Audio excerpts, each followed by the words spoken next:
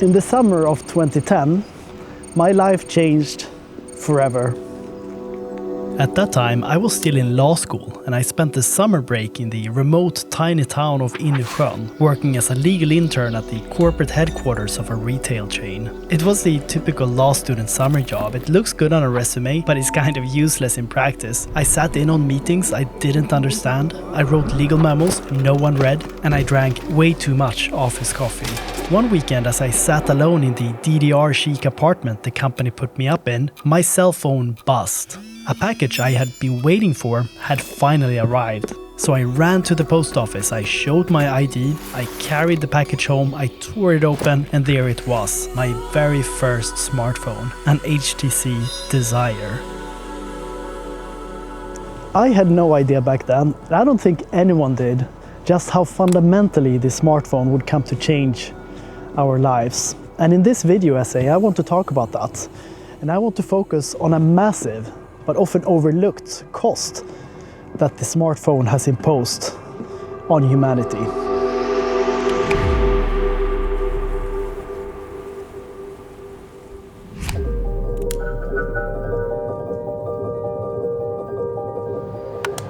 On a Tuesday, the 9th of January 2007, Apple CEO Steve Jobs went up on stage to announce the launch of its smartphone.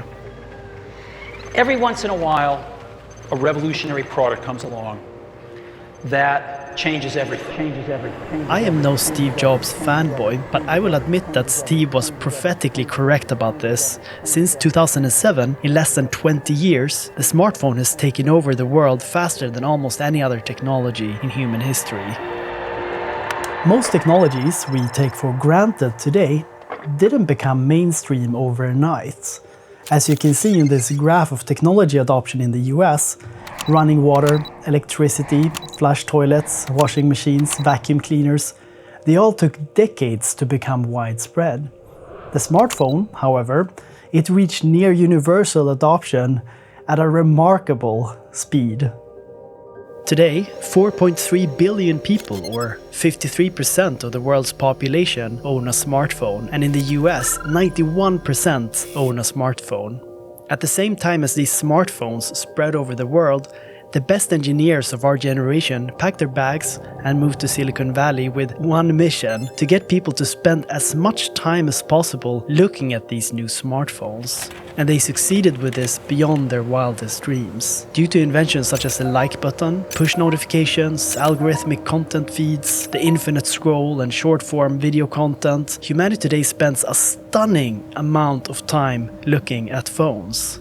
In Germany, people spend an average of 3.35 hours per day on their smartphones. In the US, it's 4.34 hours. In India, 4.77. And in Indonesia, people spend over 6 hours per day on their phones. We spend so much time on our phones that many researchers today are sounding the alarm about what this screen time may be doing to us. For example, this is Gloria Mark. Her research has shown that our attention spans are diminishing dramatically. In 2003, her test subjects were able to spend an average of 150 seconds on any given task before they were distracted. In 2012, it was 75 seconds, and in 2016, 47 seconds. And this is Jonathan Haidt and Jean Twenge. In books like The Anxious Generation and iGen, they make a quite compelling case that all of this screen time is more or less messing up the younger generation. It's telling that last year, the word brain rot was named the Oxford English Dictionary Word of the Year, a word that means brain rot, the supposed deterioration of a person's mental or intellectual state, especially viewed as the result of overconsumption of material, now particularly online content, considered to be trivial or unchallenging. However, the research into the negative effects of smartphones and social media is not uncontroversial. For example, researchers like Andrew Persbilski and Amy Orban point to studies suggesting that the connection between screen time and mental health issues probably is overstated in the public discourse. This debate, whether all of the time we spend on our phones is incurring a cost on our health, will probably not be resolved anytime soon, but, and here comes the point I want to make in this essay, this debate probably distracts from the fact that even if screen time doesn't cause a health cost, it is definitely already indisputably incurring a massive opportunity cost.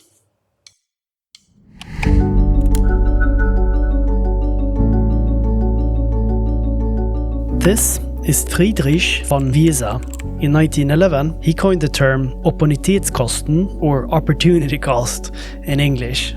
Opportunity cost, which is one of the first concepts you learn if you study economics, is defined as opportunity cost, the loss of potential gain from other alternatives when one alternative is chosen. As an example, if you spend 1 hour in your chair looking at your phone, the opportunity cost is the value of the best alternative thing you could have done during that time instead. And depending what you value most, that could mean 60 minutes meeting a friend, 60 minutes reading a book, or 60 minutes baking sourdough bread, whatever floats your boat. And this is important. The more we use our phones, the higher the opportunity cost gets, because the value we get from spending time on our phones may be positive at first, but the value decreases dramatically the more we do it, which also means that the opportunity cost rises the more time we spend on our phones. And if we're spending 3 to 6 hours daily, the opportunity cost gets enormous. And now imagine scaling this up to the billions of people around the world who are glued to their screens. The combined opportunity cost of smartphones on humanity is almost impossible to comprehend. I came to understand the massive opportunity cost of screen time on a personal level 7 years ago when I hit rock bottom. In 2018, I was living abroad in Washington, D.C. for work, something I had dreamt about doing ever since I was a kid. But after 2 months of being there, I realized something was wrong. Instead of exploring cafes, museums, and finding new friends, I had spent nearly all my free time there doom scrolling on my phone or chatting with friends from home. One day when I felt particularly miserable scrolling my phone, it also hit me that ever since that summer in Insjön when I got my first smartphone, I had barely read a single book outside school. Reading had once been so important in my life, now I could barely do it anymore. I realized something needed to change. So what did I do? I threw my phone under the bed, I walked out the door, went to a store, bought an e-reader, downloaded a few books, and headed to a hipster cafe by DuPont Circle. And after 8 years of barely reading, I started reading again. And this changed my life. I read Yuval Harari's bestseller Sapiens, and it completely blew my mind open to new ways of thinking. I read the School of Life's book A Job to Love, and it gave me tools to figure out what I want to spend my life doing. And I later read David Epstein's Range, and I realized that it's never too late to learn new things and change your life.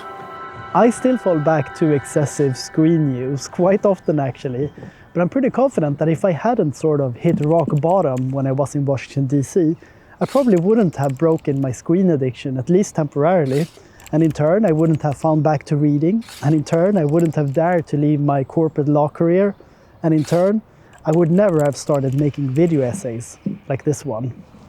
Given the life-changing effects I experienced from breaking my screen addiction, and given that I still fall back to excessive screen use way too often, I have been asking myself, can we do something to make it easier for people to put down their phones? Do we need some type of regulation? Or is this just something we all need to solve on our own? Or is there perhaps a third layer to this issue?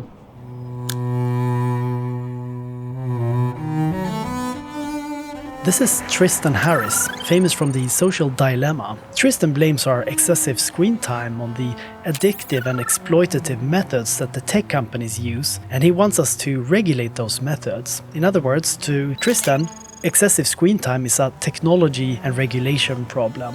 And this is Nir Eyal, author of Indistractable. He argues that it's up to us as individuals to take control of how we use our time. In other words, to him, excessive screen time is a personal responsibility problem. So who is right? Is excessive screen time a technology and regulation problem?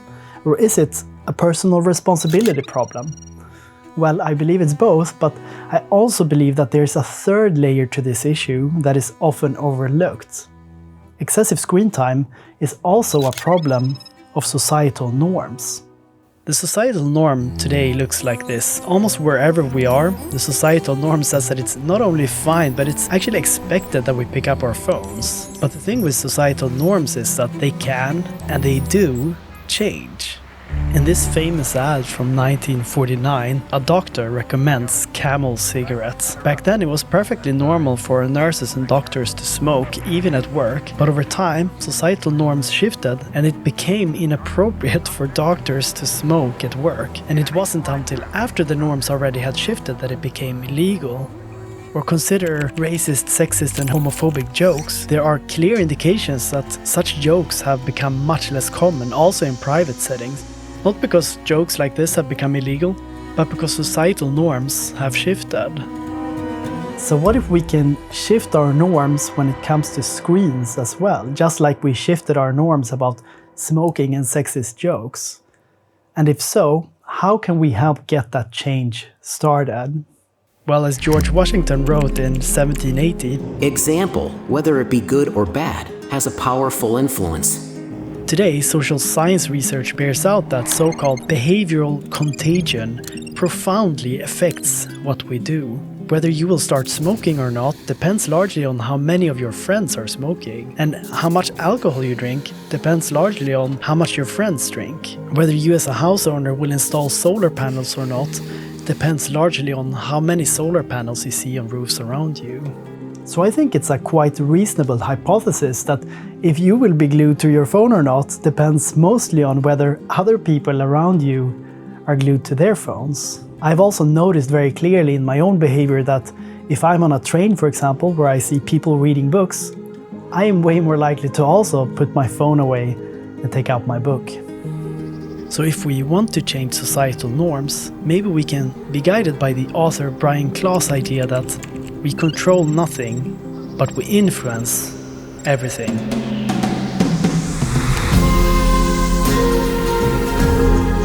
I am Andres Acevedo and this is The Market Exits. So over the past 6 months, my channel has grown a lot and people keep telling me that I need to boost this growth by breaking up my video essays into short-form content for platforms like YouTube Shorts, Instagram Reels and TikTok.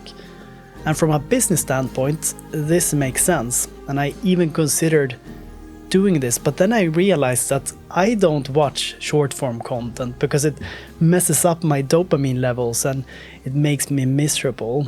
So is it then ethical for me to flood the market with it? Well, probably not, so I've decided to keep focusing mainly on long-form content, which also means that I depend entirely on your support of my long-form videos. And the simplest way to support me is to like, subscribe, and to share my videos. And if you really like what I do, I invite you to patreon.com/themarketexits. Any amount helps, and to my existing patrons, thank you very, very much. So I normally make all of the motion graphics for my videos myself, but for this video I had the privilege of working with Carla Nunez, a brilliant motion designer who made the 2 beautiful collage animation scenes for this video essay. Please check out more of her amazing stuff and follow her at KFX Animation on Instagram. Also, big thanks to my sister Anna Clara for operating the camera on the walk and talks in this video. Alright, that was it for this time. Bye bye.